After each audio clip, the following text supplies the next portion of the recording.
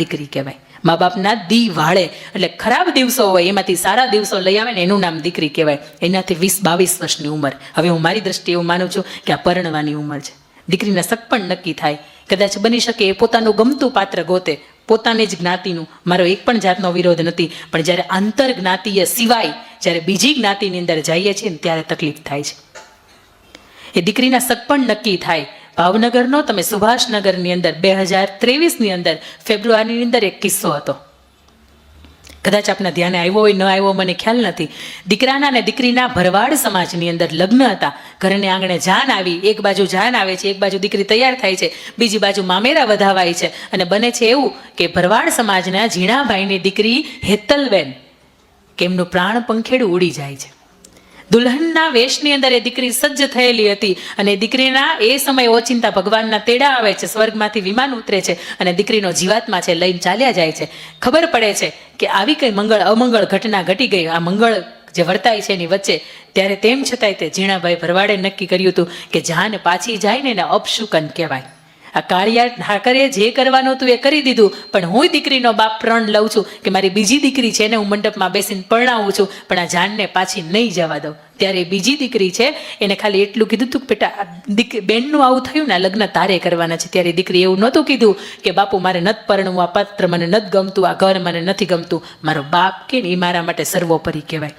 મારા બાપની ઇજ્જત સાચવવા માટે કદાચ મારે પરણવું પડે ને તો પરણી જવાય. એ દીકરી પરણી ગઈ હતી અને શાસ્ત્ર હસતા મુખે વહી ગઈ હતી. ના ફેબ્રુઆરીની અંદર કદાચ હું ન ભૂલ કરતી હોય તો 26 ફેબ્રુઆરીએ સમય હતો.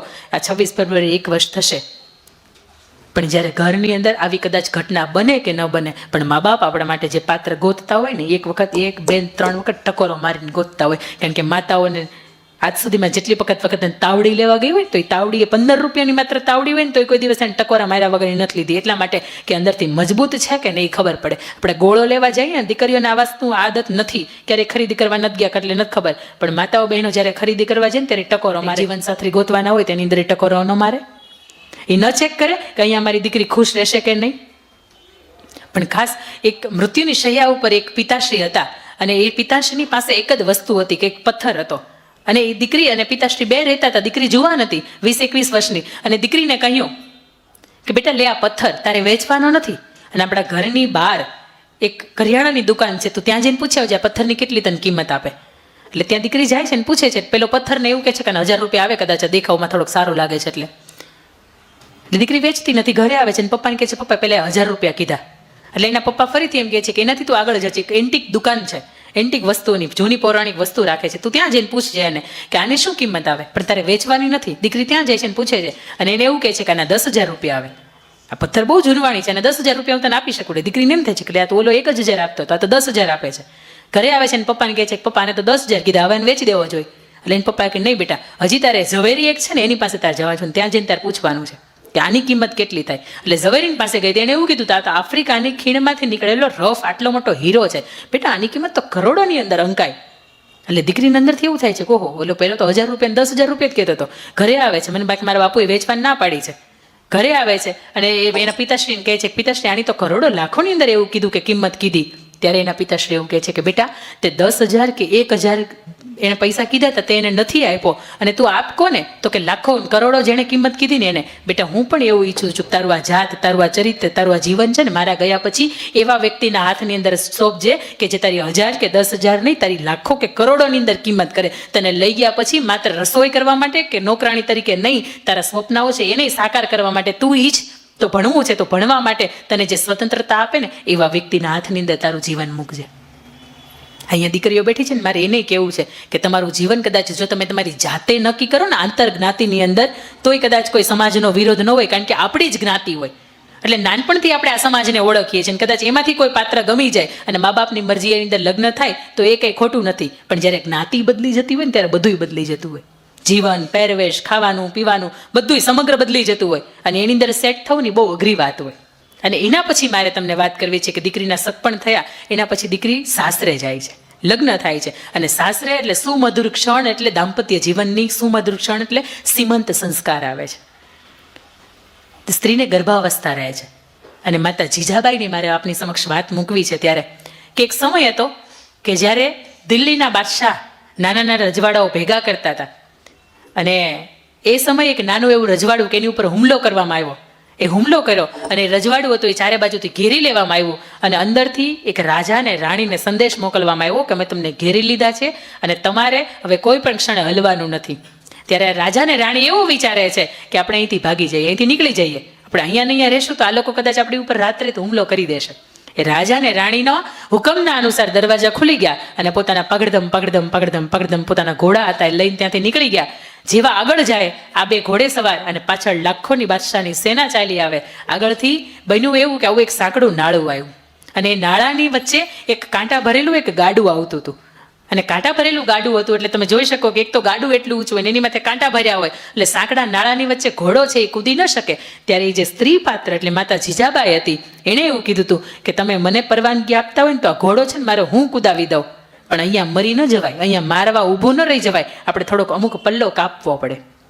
ત્યારે શાહજી એને પરવાનગી આપે છે કે કંઈ વાંધો નહીં, તું તારો ઘોડો કુદાવી દે. ત્યારે એવડો મોટો કાંટા ભરેલો ગાડું હતું એને પહેલો આ દેશની આર્યનારી માતા જીજાબાઈ વિરાંગનાએ એ ગાડું છે એ કુદાવ્યું હતું. એના પછી શાહજીએ એ ગાડું કુદાવ્યું. પાછળથી ફરીથી લાખોની જે બાદશાહની સેના હતી એને અડીવા ગઈ.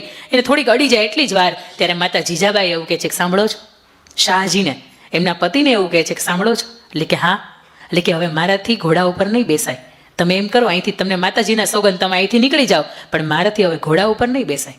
ત્યારે શાહજી એને પૂછે છે કે એક રાતની અંદર 270 કિલોમીટરના અંતર કાપ્યા પછી તું કેમ એવું કહે છે કે મારાથી ઘોડા ઉપર હવે નહીં બેસાય? ત્યારે માતા જીજાબાઈ આ દેશની આર્ય નારી એવું કહે છે કે મને પ્રસૂતિની પીડા ઉપડવાની તૈયારી છે, મને બાળક જન્મવાની તૈયારી છે અને હું એટલા માટે એમ કહું છું કે મારાથી હવે ઘોડા ઉપર નહીં બેસાય. તમને માતાજીની સોગંદ કે તમે અહીંથી નીકળી જાઓ, પણ તમે મને એકલી મૂકી દો. ત્યારે શાહજી છે મહારાજ એ નીકળી ગયા હતા અને માતા જીજાબાઈને એકલા મૂકી ગયા હતા. થોડેક આગળ જાય છે તો એક ડુંગર આવે છે, પોતાનો ઘોડો છે એ ત્યાં થોભાવે છે અને ભાલું લઈને નીચે ઉતરે છે. પાછળથી જે લાખોની બાદશાહની સેના હતી એને આંબી જાય છે. એનો સેનાપતિ એને જુએ છે કે આ યા અલ્લાહ, હું આ શું જોઈ રહ્યો છું? એક રાતની અંદર 270 કિલોમીટરનું અંતર કાપી શકે અને જે સ્ત્રીને બાળક જન્મવાની તૈયારી હોય આવી શક્તિ મેં આ દેશની એક પણ દેશની આર્ય નારી પાસે નથી જોઈ. આ માત્ર હિન્દુસ્તાનની માત્ર ભારતની સ્ત્રી હોય ને એની જ પાસે આ શક્તિ હોઈ શકે.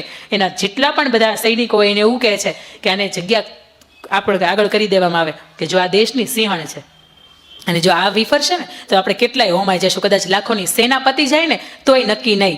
એ સ્ત્રી છે એ ધમ ધમ કરતી પોતાના દાદર ચડે છે અને એની અંદર 16 સ્તંભ અને 3 ઘુંમટનો શિવ નહેરનો કિલ્લો હોય, એની અંદર શિવનું મંદિર હોય અને ત્યાં જાય છે અને હળવેકથી દરવાજા બંધ કરી દે છે.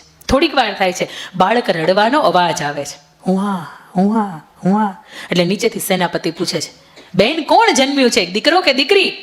જેની માં આટલી બધી શુરવીર હોય, મારે એના દીકરાનું મારે એના સંતાનનું મોઢું જોવું છે.